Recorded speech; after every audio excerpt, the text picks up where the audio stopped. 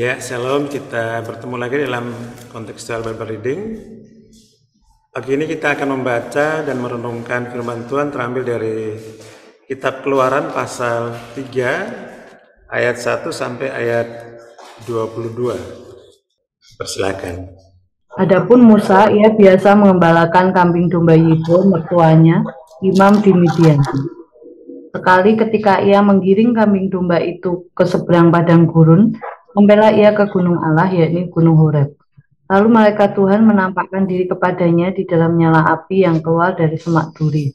Lalu ia melihat dan tampaklah semak duri itu menyala, tetapi tidak dimakan api. Musa berkata, "Baiklah, aku menyimpang ke sana untuk memeriksa penglihatan yang hebat itu. Mengapakah tidak terbakar semak duri itu?" Ketika dilihat Tuhan bahwa Musa menyimpang untuk memeriksanya, berserulah Allah dari tengah-tengah semak duri itu kepadanya, "Musa, Musa," dan ia menjawab, "Ya Allah." Lalu ia berfirman, "Janganlah datang dekat-dekat, tanggalkanlah kasutmu dari kakimu, sebab tempat di mana engkau berdiri itu adalah tanah yang kudus." Lagi ia berfirman, "Akulah Allah ayahmu, Allah Abraham, Allah Ishak dan Allah Yakub." Lalu Musa menutupi mukanya sebab ia takut memandang Allah. Dan Tuhan berfirman, "Aku telah memperhatikan dengan sungguh kesengsaraan umatku di tanah Mesir, dan aku telah mendengar seruan mereka yang disebabkan oleh pengerah-pengerah mereka. Ya, aku mengetahui penderitaan mereka. Sebab itu aku telah turun untuk melepaskan mereka dari tangan orang Mesir dan menuntun mereka keluar dari negeri itu ke suatu negeri yang baik dan luas, suatu negeri yang berlimpah-limpah susu dan madunya, ke tempat orang Kanaan, orang Het, orang Amori, orang Feris, orang Hiwi, dan orang Yebus. Sekarang seruan orang Israel telah sampai kepadaku. Juga telah kulihat betapa kerasnya orang Mesir menindas mereka. Jadi sekarang pergilah, aku mengutus engkau kepada Firaun untuk membawa umatku, orang Israel, keluar dari Mesir. Tetapi Musa berkata kepada Allah, "Siapakah aku ini, maka aku yang akan menghadap Firaun dan membawa orang Israel keluar dari Mesir?" Lalu firman-Nya, "Bukankah aku akan menyertai engkau? Inilah tanda bagimu bahwa aku yang mengutus engkau. Apabila engkau telah membawa bangsa itu keluar dari tanah Mesir, maka kamu akan beribadah kepada Allah di gunung ini." Lalu Musa berkata kepada Allah, "Tetapi apabila aku mendapatkan orang Israel dan berkata kepada mereka, Allah nenek moyangmu telah mengutus aku kepadamu, dan mereka bertanya kepadaku, bagaimana tentang namanya? Apakah yang harus kujawab kepada mereka?" Firman Allah kepada Musa, "Aku adalah aku." Lagi firman-Nya, "Beginilah kau katakan kepada orang Israel itu, Akulah aku, telah mengutus aku kepadamu."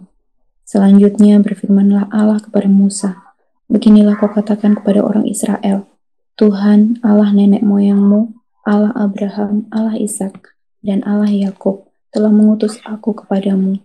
Itulah namaku untuk selama-lamanya, dan itulah sebutanku turun-temurun." Pergilah, kumpulkanlah para tua-tua Israel dan katakanlah kepada mereka, Tuhan, Allah nenek moyangmu, Allah Abraham, Ishak, dan Yakub telah menampakkan diri kepadaku, serta berfirman, aku sudah mengindahkan kamu juga apa yang dilakukan kepadamu di Mesir. Jadi aku telah berfirman, aku akan menuntun kamu keluar dari kesengsaraan di Mesir, menuju ke negeri orang Kanaan, orang Het, orang Amori, orang Feris, orang Hewi, dan orang Yebus ke suatu negeri yang berlimpah-limpah susu dan madunya. Dan bila mana mereka mendengarkan perkataanmu, maka engkau harus beserta para tua-tua Israel pergi kepada Raja Mesir dan kamu harus berkata kepadanya, Tuhan Allah orang Ibrani telah menemui kami. Oleh sebab itu izinkanlah kiranya kami pergi ke padang gurun 3 hari perjalanan jauhnya untuk mempersembahkan korban kepada Tuhan Allah kami. Tetapi aku tahu bahwa Raja Mesir tidak akan membiarkan kamu pergi kecuali dipaksa oleh tangan yang kuat. Tetapi aku akan mengacungkan tanganku dan memukul Mesir dengan segala perbuatan yang ajaib yang akan kulakukan di tengah-tengahnya. Sudah itu ia akan membiarkan kamu pergi. Dan aku akan membuat orang Mesir bermurah hati terhadap bangsa ini, sehingga apabila kamu pergi, kamu tidak pergi dengan tangan hampa, tetapi tiap-tiap perempuan harus meminta dari tetangganya dan dari perempuan yang tinggal di rumahnya barang-barang perak dan emas dan kain-kain yang akan kamu kenakan kepada anak-anakmu lelaki dan perempuan, demikianlah kamu akan merampasi orang Mesir itu. Ya, terima kasih saudara yang terkasih. Di dalam bacaan kita pada pasal 2 ayat-ayat yang terakhir, di sana dikembangkan tentang kondisi bangsa Israel bahwa mereka ditindas dengan keras sekali. Dan jeritan mereka itu didengar oleh Tuhan, dan Tuhan mengingat perjanjiannya kepada Abraham, Ishak dan Yakub. Nah, pada pasal 3 ayat 1 sampai ayat 3 kita melihat setting pemanggilan Musa. Dia sedang menggembalakan kawanan domba milik mertuanya, yaitu Yitro. Dan kemudian Tuhan datang untuk memanggil Musa, ya. Jadi Musa melihat ada semak yang menyala tapi tidak dimakan oleh api. Dan ayat 3 dikatakan, Musa berkata, baiklah aku menyimpang ke sana untuk memeriksa penglihatan yang hebat itu. Mengapakah tidak terbakar semak duri itu? Jadi tindakan Allah untuk memperkenalkan dirinya, dan bukan Musa yang ingin mencari dan mengenal siapa Tuhan, tetapi dia hanya ingin melihat gejala alam yang menurut pengamatannya kenapa terbakar. Nah, tapi kok tidak hangus terbakar, ada api tapi tidak hangus terbakar. Dan Tuhan yang punya rancangan untuk memanggil Musa, kita bisa lihat di ayat yang ke-4 sampai ayat 6. Dikatakan di sana, ketika dilihat Tuhan bahwa Musa menyimpang untuk memeriksanya, berserulah Allah dari tengah-tengah semak duri itu kepadanya, Musa, Musa. Sebuah panggilan yang spesifik menyebut nama Musa, dan inisiatif itu datang dari Tuhan. Nah, ini prinsip yang penting, bahwa panggilan pelayanan adalah rancangan Tuhan dan inisiatif Tuhan, dan dia sendiri akan menggenapinya, memanggil orang-orang yang dikehendakinya untuk dipakai dalam rangka penggenapan visi misi bagi umat manusia. Dan Tuhan berseru, Musa, Musa. Ia menjawab, ya Allah. Lalu kita mulai di ayat yang ke-5 dan 6 bahwa Tuhan Allah kemudian memperkenalkan siapa dirinya kepada Musa dengan berkata bahwa akulah Allah ayahmu, Allah Abraham, Allah Ishak dan Allah Yakub. Jadi dengan tindakan Tuhan untuk memperkenalkan dirinya kepada Musa, maka Musa tahu bahwa inilah Allah nenek moyangnya juga. Oleh karena itu, tentu bagi Musa harus mengingat segala warisan perjanjian yang Tuhan nyatakan pada nenek moyangnya. Dan hal ini kemudian nampak dari ayat-ayat berikutnya. Di ayat yang ke-7 sampai ayat yang 10, Tuhan Allah kemudian menyampaikan rancangan-rancangannya, kehendaknya, apa yang dia sudah ungkapkan kepada Abraham, Ishak dan Yakub, sekarang diungkapkan kembali kepada Musa. Dikatakan bahwa aku telah memperhatikan dengan sungguh-sungguh kesengsaraan umatku di tanah Mesir, dan aku telah mendengar seruan mereka disebut oleh pengerah-pengerah mereka. Ya, aku mengetahui penderitaan mereka. Apa yang diungkapkan pada pasal 2 bagian akhir tadi, Tuhan komunikasikan lagi kepada Musa bahwa Tuhan sudah memperhatikan, sudah mendengar, dan kini saatnya Tuhan akan bertindak. Ayat 8, sebab itu aku telah turun untuk melepaskan mereka dari tangan orang Mesir dan menuntun mereka keluar dari negeri itu ke suatu negeri yang baik dan luas, suatu negeri yang berlimpah-limpah susu dan madunya, ke tempat orang Kanaan, orang Het, orang Amori, orang Feris, orang Hewi, dan orang Yebus. Jadi Tuhan punya waktunya sekarang, waktunya bagi Tuhan untuk bertindak, membebaskan umat Tuhan ini dari perbudakan di Mesir, dan hendak dibawa ke tanah perjanjian, itu tanah Kanaan. Nah, tentu secara empiris belum terjadi, dan Tuhan ingin melibatkan Musa dalam rancangan itu. Karena itu, lanjutan ayat itu dikatakan, ayat 9, sekarang semua seruan orang Israel telah sampai kepadaku, juga telah kulihat betapa kerasnya orang Mesir menindas mereka. Jadi sekarang pergilah, aku mengutus engkau kepada Firaun untuk membawa umatku orang Israel keluar dari tanah Mesir. Nah, kita melihat bahwa cara Tuhan untuk menggenapi visinya bagi umat ini adalah dengan melibatkan orang-orang yang dipilihnya, dipanggilnya dalam menggenapi rencana itu. Tuhan memanggil siapa saja yang dikehendakinya, dia mengkomunikasikan maksud dan rancangannya, visinya kepada orang-orang yang dipanggil itu, dan kemudian memanggil mereka serta mengutus mereka untuk mengerjakan genapi visinya itu. Musa diberi visi itu dan kemudian diutus. Nah, mari kita lihat bagaimana Musa merespon panggilan Tuhan itu. Ayat yang ke-11. Tetapi Musa berkata pada Allah, siapakah aku ini? Maka aku yang akan menghadap Firaun dan membawa orang Israel keluar dari tanah Mesir. Ini persoalan identitas diri, ya, krisis yang dialami Musa, ya, berkenaan dengan dirinya sendiri, ya, siapa saya sehingga saya yang harus menghadap kepada menghadap Firaun dan memimpin bangsa itu. Pertanyaan-pertanyaan ini memang agak kontras sekali ketika kita mencoba memahami fenomena ya masa-masa sekarang. Sebentar lagi ada Pilpres, semua orang mencoba mempromosikan diri, bahkan membangun sebuah tim yang besar untuk mengungkap segala prestasi, segala kebaikan, segala potensi dan seterusnya, untuk meyakinkan orang-orang lain agar dirinya diterima, diakui sebagai leader. Tapi Musa di sini mempersoalkan dirinya sendiri, siapa saya sehingga saya harus pergi menghadap Firaun untuk membawa umat ini keluar dari tanah perbudakan. Nah, sedang terkasih, inilah panggilan Tuhan. Memang kesadaran diri itu begitu berarti, dan ketika kesadaran diri tidak ada solusinya, maka sulit sekali untuk mengkoneksikan dirinya dengan kesadaran akan konteks yang harus dia hadapi, harus dia berbuat sesuatu dalam rangka menolong pergumulan orang-orang dalam konteks zaman itu. Tapi kita melihat di sini bagaimana Tuhan memberikan jalan keluar di ayat yang ke-12. Lalu firman-Nya, bukankah aku akan menyertai engkau? Inilah tanda bagimu bahwa aku yang mengutus engkau. Apabila engkau telah membawa bangsa itu keluar dari Mesir, maka kamu akan beribadah kepada Allah di gunung ini. Jadi secara ringkas mungkin kita bisa bayangkan Tuhan bilang, Musa, berangkat aja, nanti kamu akan tahu bahwa ya saatnya aku akan beribadah di tempat saya menjumpai dirimu ini.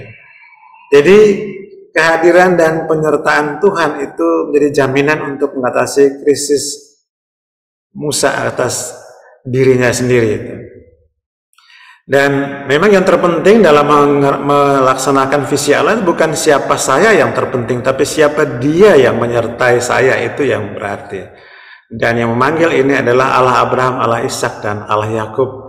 Sehingga Musa harus keluar dari pergumulan pribadinya, kesadaran diri bahwa dia tidak bisa apa-apa, harus keluar dari semua itu dan mempercayai Tuhan bahwa ketika Tuhan memanggil, dia akan menyertai dan memampukan, dan akan ada bukti nyata tentang penyertaan dan pertolongan yang disediakan Tuhan dalam rangka menggenapi visi Tuhan itu.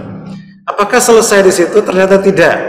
Musa kemudian mengungkapkan pergumulan berikutnya di ayat yang ke-13. Lalu Musa berkata kepada Allah, tetapi apabila aku mendapatkan orang Israel dan berkata pada mereka, Allah nenek moyangmu telah mengutus aku kepadamu, dan mereka bertanya kepadaku, bagaimana tentang namanya? Apakah yang harus kujawab pada mereka? Sekarang Musa tidak mempersoalkan dirinya lagi, tapi dia mulai menarik diri keluar dari dirinya dan melihat konteks orang yang akan dilayani. Ya, oke lah kalau Tuhan menyatakan menyertai saya, tapi kalau orang lain bertanya, siapakah ya dia itu? Lalu saya harus berkata apa kepada mereka? Nah, ini saudara berkenaan dengan persoalan pengenalan akan Tuhan, krisis pengenalan akan Tuhan yang begitu penting untuk meyakinkan juga orang yang akan dipimpinnya. Dan sekali lagi kita melihat di sini bagaimana Tuhan memberikan solusi, meyakinkan Musa untuk tidak usah ragu-ragu dalam menggenapi panggilannya. Ayat 14, firman Allah kepada Musa, aku adalah aku. Lagi firman-Nya, beginilah kau katakan pada orang saya itu, akulah aku, telah mengutus aku kepadamu. Jadi pada bagian ini Tuhan memperkenalkan diri sebagai Yehova, itu Yahweh, yang keberadaannya sudah ada sejak kekal. Dia telah ada, dia akan ada, dan terus berada dalam lintasan sejarah ini. Dan dia yang sudah ada dan akan ada dan terus akan ada itu bukan hadir dalam kebisuannya, tapi akan bertindak dengan kuasa dan kedaulatannya yang ajaib. Dan Tuhan yakinkan Musa, katakan itu pada orang Israel, itulah aku yang telah mengutus Musa kepadamu, kepada umat Tuhan ini. Nah, setelah terkasih ayat 15 sampai ayat yang ke-22, lebih detail sekali Tuhan mencoba menjelaskan kepada Musa apa-apa yang akan terjadi di depan. Jadi kita melihat bahwa Allah yang kita sembah, ya, dalam nama Yesus, Dia Tuhan Allah yang hadir, terus hadir menyertai umatnya, dan Allah yang supra sejarah, hadir dalam sejarah. Dia Allah yang kekal, masa lalu, masa kini, dan terus melintasi waktu sampai Allah yang kekal di masa depan, eternity past maupun eternity future. Sehingga Dia sudah mengetahui segala sesuatu yang akan terjadi. Dan Musa diyakinkan oleh Allah sendiri untuk pergi menggenapi panggilannya. Ayat yang ke-19 dikatakan, tetapi aku tahu bahwa Raja Mesir tidak akan membiarkan kamu pergi kecuali dipaksa oleh tangan yang kuat. Ayat 20, tetapi aku akan mengacungkan tanganku dan memukul Mesir yang segala perbuatan ajaib yang akan kulakukan di tengah-tengahnya. Sesudah itu ia akan membiarkan kamu pergi. Jadi aku adalah aku itu, nyatakan pada Musa bahwa saya akan bertindak, saya akan hadir menyertai dirimu dan akan bertindak dengan keras kepada Mesir, sehingga Firaun akan membiarkan umat Tuhan itu keluar dari tanah Mesir, dan engkau akan memimpin umat Israel menuju ke tanah Kanaan dengan kuat kuasa dan pertolongan Tuhan. Nah, saudara yang terkasih, dari bacaan kita pagi ini, amanat teks yang kita pegang, kita terima, bahwa ketika Tuhan memanggil seseorang menjadi hambanya, Ia juga akan menyertai dan memampukannya. Satu pertanyaan reflektif bagi kita, yaitu haruskah saya dan saudara menjadikan hal tertentu sebagai alasan untuk menolak panggilan Tuhan untuk melayani Dia? Sesungguhnya bukan siapa kita yang terpenting, tetapi Dia Tuhan yang menyertai, itulah kunci untuk merespon panggilan Tuhan, sehingga tidak perlu ada alasan untuk menghindari atau menolak panggilan Tuhan, karena semua yang menjadi persoalan kita ada solusi dalam Dia, dan kehadiran penyertaan dengan kuat kuasa itu akan dialami oleh setiap hamba-Nya yang setia pergi untuk menggenapi visinya. Tuhan memberkati kita semuanya. Amin. Tuhan pagi ini dengan satu lagu Yesus Tuhan dan Allah kami.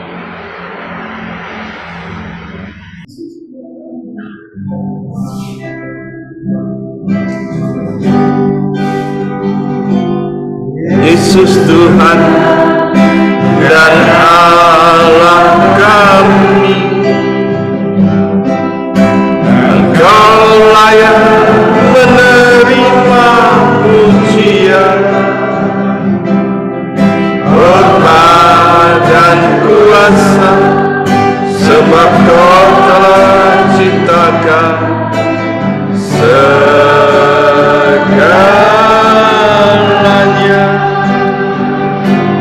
Oleh karena kehendak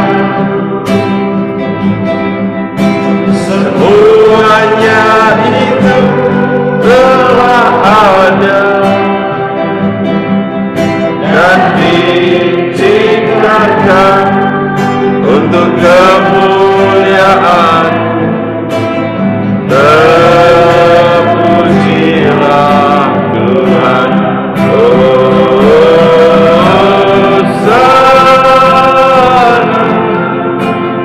Terpujilah Tuhan, terpujilah Tuhan, Yesus Tuhan.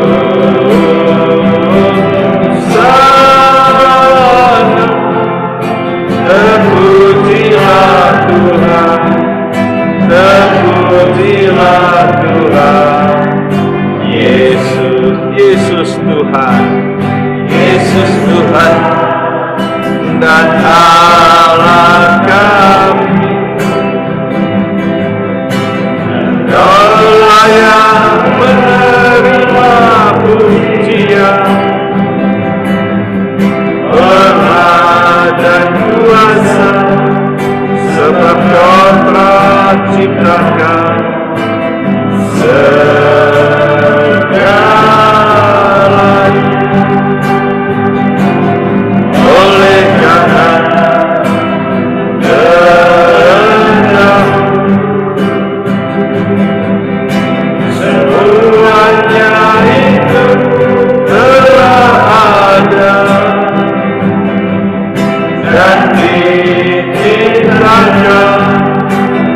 kemuliaan. Terpujilah Tuhan. Hosana. Terpujilah Tuhan. Terpujilah Tuhan. Yesus. Hosana. Terpujilah Tuhan. Terpujilah Tuhan Yesus. Terpujilah Tuhan Yesus. Terpujilah Tuhan Yesus. Haleluya. Biarlah pagi ini kita mengucap syukur kalau kita ada di dalam rencana Tuhan dan kalau kita diutus Tuhan menjadi pemimpin-pemimpin. Kita bersyukur bersama-sama. Tuhan, terima kasih, kami mengucap syukur karena kebaikan Tuhan, karena Tuhan punya rencana dan memanggil aku untuk melayani Tuhan, menjadi pemimpin-pemimpin. Kami mengucap syukur Tuhan, terima kasih karena Tuhan berjanji selalu menyertai, karena Tuhan terus memimpin, selalu menunjukkan apa yang harus kami kerjakan. Kami percaya Tuhan bersama dengan kami. Kami mengucap syukur. Terima kasih, terima kasih.